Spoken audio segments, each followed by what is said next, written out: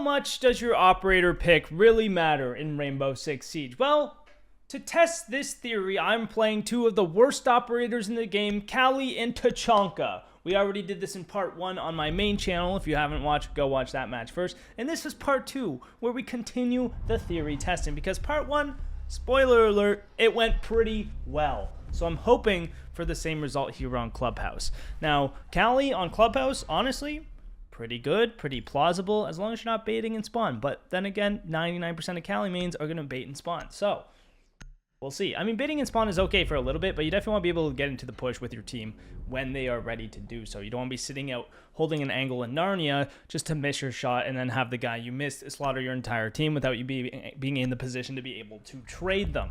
So we'll see how it goes. I don't know. I'm not really sold on the Kali still. Neither am I on the Tachanka, to be fair. Tachanka, his only factor going for him is his gun and the fact that he has barbed wire so that you can have information when you're solo queue. Bringing the shield when you're solo, I think, is a mistake. I think you need the information, and the barbed wire provides it very, very nicely, and it can even assist you in getting kills. Banning solos here, get her away. Super annoying. I like my drones, especially when I'm solo, because we can't rely on our teammates for help. That would be a mistake. Relying on your teammates is like relying on a sack of food to never go moldy when you leave it outside in the sun for 7 weeks straight and just going, oh, I hope it doesn't go bad. I hope my ground beef that I left on the anthill with no packaging for 1,700 hours in the hot Arabian sun doesn't go bad. Are you dumb? Are you dumb? That's what it's like relying on your teammates. Anyway, playing Tachanka here first. We're on gym bedroom. And yeah, playing the Tachanka launcher is probably not going to happen too much. The biggest thing about Tachanka is this gun. This gun is his ability. If you treat Tachanka like he doesn't have a Shamika launcher, you will be better off than if you were to use the Shamika launcher consistently and frequently, just because of how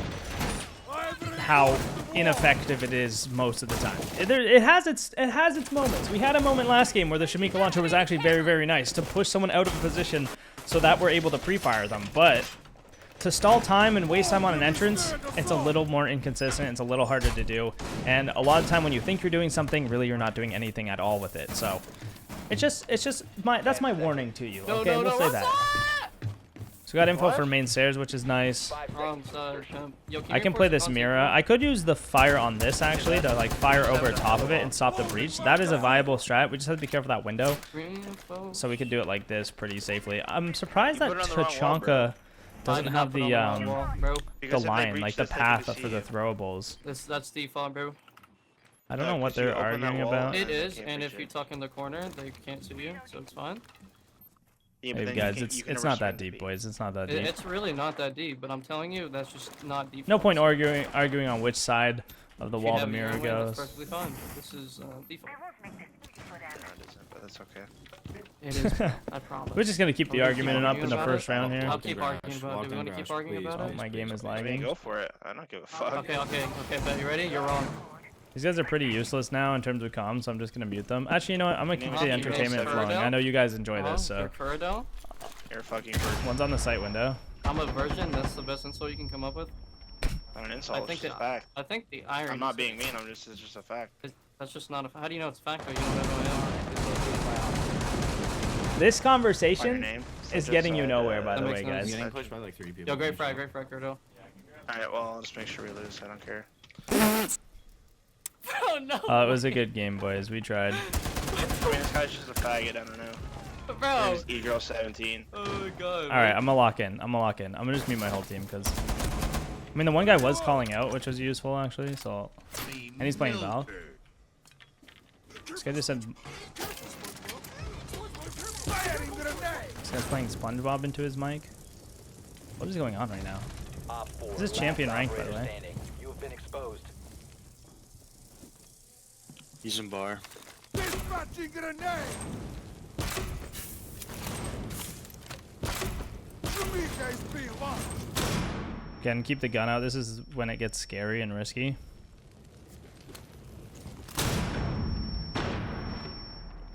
Careful, I've flamed it.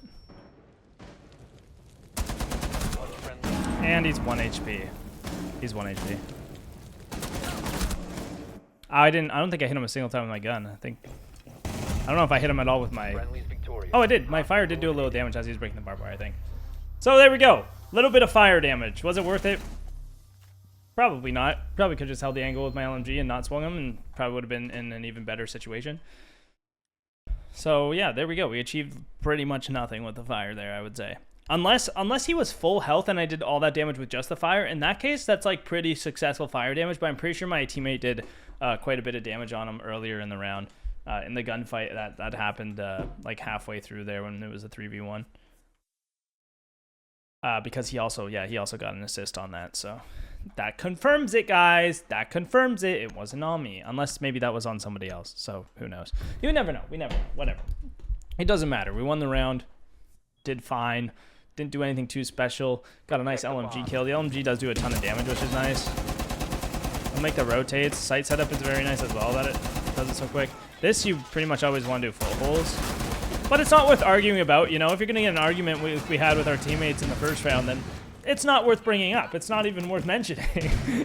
If you're just... All you need to know is if you're setting up the site, I would... Like, my personal logical decision is to make footholes. This guy might have a reason he's doing the head holes, but I think it favors the attackers more than it needs to, and I think the footholes are very, very useful for your team and not theirs, so that's why I prefer the footholes. But I'm not gonna like getting in a 5-minute argument with my teammates over it. Like, what side does the mirror go on? You know what I mean? Let's play around to that. Now, you guys were laughing at me the other day because I had a round where I literally, it was probably one of the most unlucky rounds of my entire life, but also one of just the most atrocious rounds where I played 0 on Canal. And literally, I think like 90% of the comments on the video were like, oh my god, round 2 was so funny. Round 2, what the fuck happened? Like, everybody was freaking out about round 2. And all I will say about that, guys, is you better cherish it, because those moments don't happen too often for me. Again, these head holes are just not ideal, not helping me out very much. It gives them an even gunfight on me instead of giving me the advantage, so I don't love it. That's fine. This barbed wire here, we already barb on main. I don't like this gate because it's hard to actually see main stairs. It makes the vision really weird. I'll just keep holding secrets in here.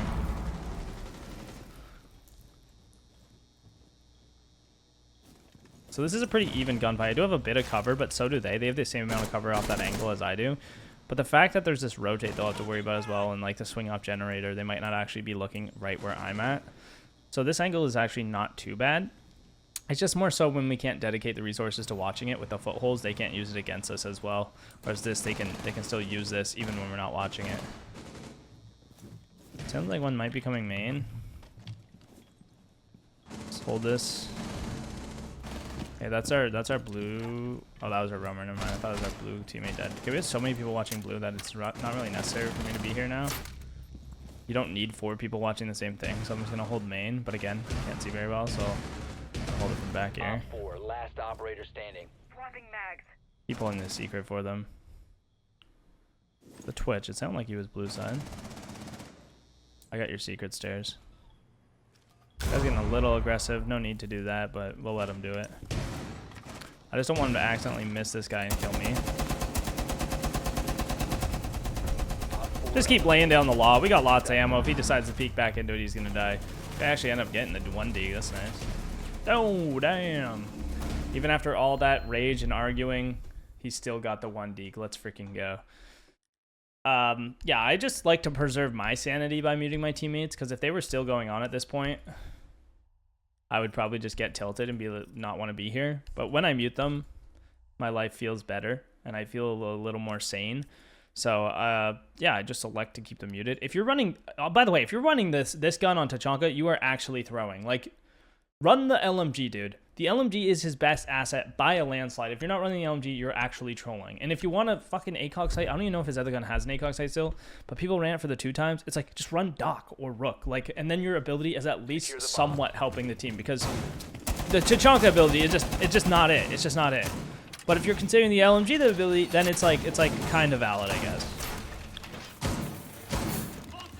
However, it doesn't really matter in the grand scheme of things. The same way the reinforcement and the side the mirror goes on doesn't really matter in the grand scheme. Did it affect the round at any point? No, it didn't. Could it have? Yeah, maybe in a minuscule amount of way, like a tiny amount of the way that reinforcement would have mattered, right? In the odd chance that reinforcement actually came into play, like let's say they thermite the outside wall and they thermite on the right side and it gets the wall, that's the one time where that situation sucks. Or like somebody dies off the mirror because it's on the wrong side, right? And that's only affecting 1/5 of the people on your team, and it's really not doing as much as you think, so it's not worth like freaking out over, essentially. And that's the moral of the story. Don't freak out over anything. There's nothing worth freaking out over in terms of picks and setups. Settle down, do what you can with what you got, and hopefully it works out. Like, it's not the end of the world, is what you need to know. Most things are not the end of the world, so stop treating them like they are. Just play the game. I hope he didn't see me on that drone. Wow, that guy took a lot of damage. I'm trying to get up the stairs here without dying. Success.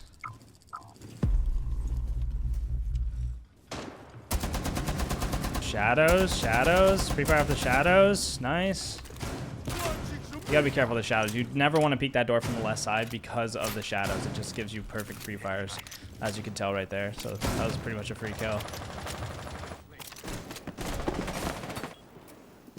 Should I peek this? Probably not. Am I gonna? Probably. Yeah, see, I probably shouldn't have. I almost got him, too. I hit him once. If I hit him twice, he's dead. Ash is baiting on Logi roof. It's coming server window now. He's like on highway bandit. He's 40 health as well. Call out for my team, hop on the camp, take her easy. Oh my god, I died. It's the end of the world. Oh my god. Oh my god, we picked Rook. We picked Rook. What are we doing? We're throwing. We're literally throwing. I'm stressed out. I'm going to suck at the game 10 times more because I'm freaking out over things that are irrelevant. Oh my god. That's my point. That's my point. That's the point of this entire video. You need to settle down. You need to settle down. Yo, one's underneath in lounge. He's on these head holes, Rook. You could pre-fire him. Never mind. He's moving to the couch. He might come around to swamp. I can't see him. Your swamp is castled off, though. Bottom red, guys. Bottom red. Might come up red. Go for your red stairs.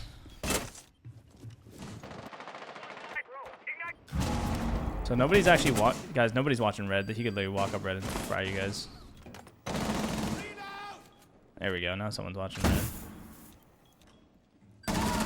And there we go. That's why it's important to actually watch what people call out. So again, I'm going to keep calling until someone reacts. I'm going to tell them. I'm going to keep trying to get them to watch it. Because if that guy walks up red and kills our whole team, we're going to lose a round. So I have to say, nobody's watching it, guys. There is a guy here and nobody is watching it. This guy could shoot you in the back. Like, we have to make them aware some way. And calling it over and over, there's a guy red, there's a guy red, there's a guy red. It's not going to change the thought process in their mind. They're like, yeah, we know. We hear you calling out. We know he's there.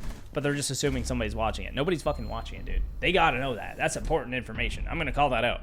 Like, I'm going to call it again. Yeah, this guy could walk up red. He could still be here. You, like, careful, guys. Careful, boys. We're getting a little risky by just not paying attention here. We got a very obvious hole in the defense that we need to reconsider. Maybe we should think about this for a second, guys. You know what I'm saying? So I went 2-2 with Tachanka, 3 assists. Yeah, you know, I mean, that's kind of what happens when you play with operators that don't really have utility. You're just kind of peeking at people and shooting people, and I think it's just a non-strategic way to play the game that is just, it's just harder. It's harder to win, I think. I think it's harder to win and harder to do good when you play without the info that you actually need to make smarter decisions and make smarter plays. So that's why I just think Tachanka's like one of the worst. Because yeah, his gun is good, but that's about all he's got going for him. Now with Callie, saving the drone here would probably be good, but I want to know what the site they're at, just so I can pick the right spawn. We're over here. So I can pick my drone up. The claymores are nice on this site for the runouts on the window and the door. I could claymore it, or I could just sit and spawn and kind of snipe through the breach and like destroy utility on the breach from here. We do have a Thatcher, so I technically don't need to play Callie. But Callie also can't get the invincible cades on this. So if they did the invincible cades, then it would be very, very useless, essentially, at that point. I'm completely just the Callie at that point, because I can't break any of the wall denial. I can't, just, there's not a lot to destroy if the wall is shut, you know, and then I'm trying to feed in through these, like, narrow entrances with a sniper rifle. Like, it makes no sense.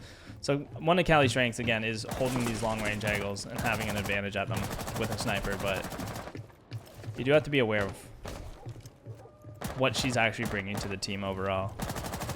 So obviously I'm not gonna go get the doorway because there's a guy standing on it. Maybe somebody else will claymore it. And there's nothing on the wall. So the invincible Cade one would be on this side of the wall, like right here.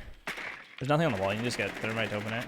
And then the other one goes underneath in the floorboards, which I can't tell you now, but the amount of times I've seen Callie's get absolutely shit on off this angle too is insane. So another thing you have to consider. These quick peeks are very effective. Wow, that was really bad timing. Can you not vault this? Oh, there's a staircase. Now, I could maybe get a drone hole kill, but you can see I'm not really achieving a lot. I'm just kind of hoping they peek the breach. And if they don't, I'm pretty much useless. So right now I should be pushing in. So especially because we're down in man advantage. It's too late. Too late at this point. So. Switch to my secondary. I want to use my utility on this. Your guy bar, I think. I want to use my utility on that, but switching to my sniper is a little risky. Watch. Oh, and then I still didn't get it.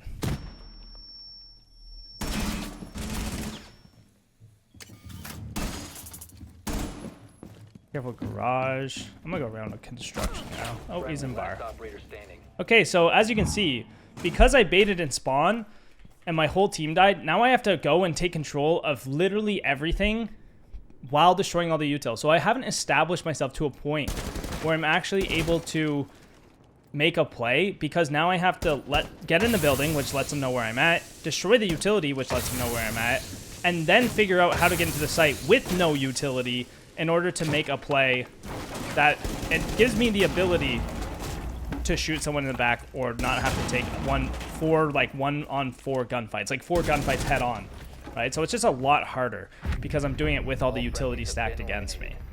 However, if I'm playing an operator that's in the building already taking space and I have control already, I'm able to make that play while my teammates are getting slaughtered. That way they can't all be swarming me essentially on red stairs, or swarming the thermite like you saw at the end where they're just all over him because they all know where he's at. So using your teammates as distractions is also very important. So we'll play Callie a little different this round. We'll play her more aggressively with the team and actually play her off our teammates, which I did in part 1, where I started baiting my teammates, playing her more aggressive, playing her primarily for that SMG, and then using the ability when I found it was viable throughout the round. But I think a really nice change to Callie would be, 1, completely getting rid of the sniper and giving her an actual gun, like an AR with an underbarrel on it to use, or just making it so her ability is a lot quicker to pull off. Like maybe she just throws it. Maybe she just throws the lance, right? So you can use it with your secondary out. So it's not as difficult to actually break utility like you saw with me trying to break that on red stairs. It's like, well, I had to reload, then I had to peek it, and then I had to shoot it, and I have to peek while shooting it. And then at the same time, I have to also switch back to my secondary, so if they push me, I can fight them. So there's just a lot of complications with it, and it's also not very effective at that close range because you have to have that sniper out to actually use it. My game lagged a bit, so I lost my drone, but that's okay. We don't need it. We'll bait our teammates. We'll just make do with what we got. Looks like we're going for a kitchen take. We have the Hibana for the hatch. We have the Ram for the floor, and then we have the Cappy Towel, which is really good for dropping that kitchen hatch and planting the bomb. Never mind. There goes our entire lineup. New plan. I'd be surprised if they didn't bring a Cade here. I'll try to get it if they do. I think a guy just punched main stairs window, so I'll try to use my sniper to take him out here. And it just went through him. Okay, that's insane. Okay, this guy just does not die. That's nuts. I find this is a big thing about Cali snipers. A lot of time it just did not hit them. I may have downed him right there. I could not tell you. One's down on main stairs. He's down on ping. Another one bathroom. It's Cav. Alright, so we did get the down, which is nice. I actually didn't get the kill for it, so... Wait, it was the Womai that was down. Oh, I didn't actually kill him, so there you go. I must have done some damage, but I did not kill him. This claim on main stairs is really nice.